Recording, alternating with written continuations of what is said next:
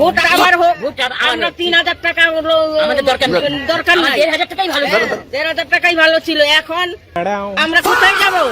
আমরা না হইলো কিভাবে করবেন অন্নপূর্ণা যোজনার 12 পাতার ফর্ম ফিল আপ? আবেদনপত্র দেখি মাথায় হাত, কি কি ডকুমেন্ট লাগবে বুঝতে পারছেন না, কিভাবে ফর্ম পূরণ করতে হবে তা নিয়েও চিন্তিত, কিংবা অনলাইনে অ্যাপ্লাই করতে পারছেন না, চিন্তা নেই, সব প্রশ্নের উত্তর মিলবে এই একটা ভিডিওতেই।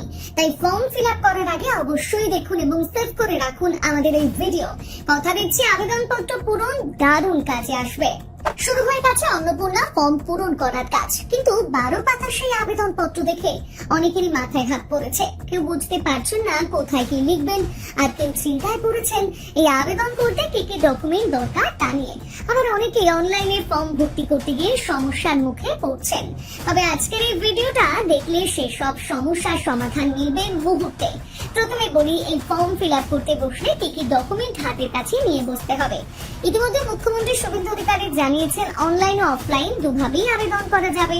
এছাড়াও সাধারণ মানুষের সহায়তায় সরকারি কর্মী ও বিধায়করা বাড়ি বাড়ি গিয়ে এই ফর্ম পূরণ করাবেন। মূলত নাগরিকদের পরিবার সংক্রান্ত বিস্তারিত তথ্য সংগ্রহের কারণে ফর্মটি দীর্ঘ হয়েছে, যা ভবিষ্যতে অন্যান্য সরকারি প্রকল্পের সুবিধা দেওয়ার ক্ষেত্রেও ব্যবহার করা হতে পারে। এই 11 পাতার ফর্মটি শুরুতেই লাগবে আবেদনকারীর পরিবারের প্রধানের নাম, জন্ম তারিখ, ঠিকানা, আধার নম্বর, আধারের সঙ্গে যুক্ত মোবাইল নম্বর। এরপর পরিবারের বাকি সদস্যদের এই সমস্ত তথ্য এবং গৃহকর্তা বা গৃহকর্ত্রীর সঙ্গে তাদের সম্পর্ক ফর্মে উল্লেখ করতে হবে। পরিবারের প্রত্যেক প্রাপ্তবয়স্ক সদস্যের ব্যাংক অ্যাকাউন্ট নম্বর ফর্মে উল্লেখ করতে হবে এবং ওই অ্যাকাউন্টের সঙ্গে অবশ্যই আধার নম্বর যুক্ত করা থাকতে হবে।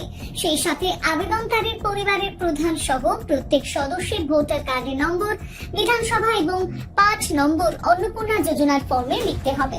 ডিজিটাল রেশন কার্ড থাকলে সেই সংক্রান্ত তথ্য বিশদে উল্লেখ করতে হবে। ফর্মের তৃতীয় পর্যায়ে আবেদনকারীকে তার সম্পত্তির খতিয়ান দিতে হবে, অর্থাৎ পাকা বাড়ি আছে কিনা, আবেদনকারীর পরিবারে কতটা জমির মালিক, মিউটেশন এবং রেজিস্ট্রেশনের নথি সহ তা ফর্মে উল্লেখ করতে হবে। এমনকি পরিবারের কারো 4 চাকার গাড়ি আছে কিনা তাও জানাতে হবে। এর পাশাপাশি রাজ্য সরকারি কোনো প্রকল্পের সুবিধা তিনি পান কিনা, কোনো স্বাস্থ্য বীমা আছে কিনা অন্নপূর্ণা যোজনার ফর্মে তাও জানতে চেয়েছে সরকার। এছাড়া পরিবারের প্রত্যেকের পেশা ফর্মে লিখতে হবে এবং তার সপক্ষে উপযুক্ত কাগজ জমা দিতে হবে।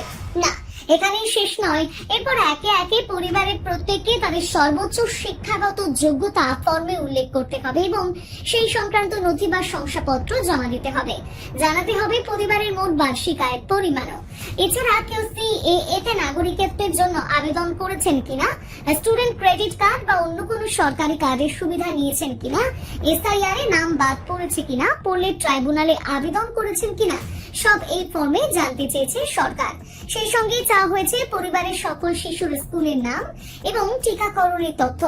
অনেকে ইতিমধ্যে আবেদন পত্রের জন্য অনলাইন চেষ্টা করেও ব্যর্থ হয়েছেন। জানিয়ে রাখি, এই ফর্ম ডাউনলোডের ওয়েবসাইটটি হলো socialsecurity.wb.gov.in লগইন।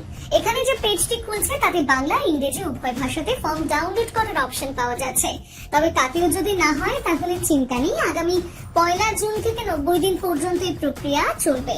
তবে যারা অনলাইন বা অফলাইনে ফর্ম ফিল আপ করতে পারবেন না তাদেরও চিন্তার কিছু নেই। 15, 16 এবং 17 জুন বিজেপি এলাকায় এলাকায় জনকল্যাণ শিবির করবে এবং সেখানে গিয়ে যারা ফর্ম পূরণ করতে পারেনি তারা সাহায্য পাবেন। তবে যতদিন অন্নপূর্ণা যোজনা চালু হবে না ততদিন লক্ষ্মীর ভান্ডার যারা পেতেন তারা পাবেন বলে জানিয়েছে মুখ্যমন্ত্রী শুভেন্দু অধিকারী।